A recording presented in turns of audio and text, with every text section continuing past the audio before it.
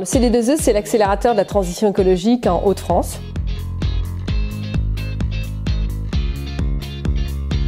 On accompagne la transition écologique dans différents types d'activités. D'abord dans le secteur du bâtiment et de la rénovation des bâtiments.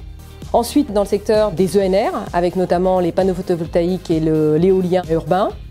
Le troisième axe sur lequel travaille le CD2E, c'est évidemment l'économie circulaire. Les objectifs du CD2E, alors on pourrait mettre la décarbonation, ce serait baisser les gaz à effet de serre. Alors la façon dont on y travaille au CD2E, c'est de travailler la rénovation, c'est d'y travailler en fait toute la dimension des énergies renouvelables. Alors le CD2E, il a la chance aussi, lui, d'avoir des démonstrateurs, 3 démonstrateurs. 2 démonstrateurs qui sont sur le bâtiment durable, donc Bâti-Cité et Réa-Futur. Bâti-Cité, c'est un espace immersif 2.0. Réa-Futur, c'est une maison de l'ingénieur qui a été rénovée, dont on a diminué les consommations par 10.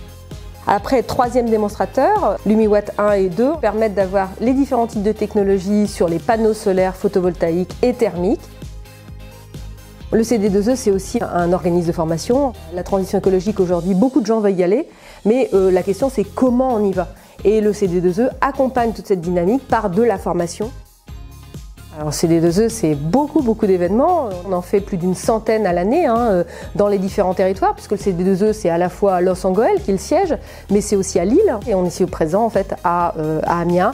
Au CD2E, vous avez évidemment, au-delà des événements, différents ateliers et différents moments dans lesquels on partage avec les acteurs.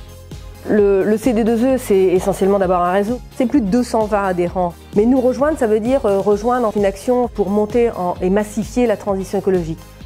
Le CD2E aujourd'hui, son rôle, c'est pas simplement d'en parler, c'est d'être dans le faire, c'est d'être dans l'action pour que demain, on ait plus de transition écologique dans notre région.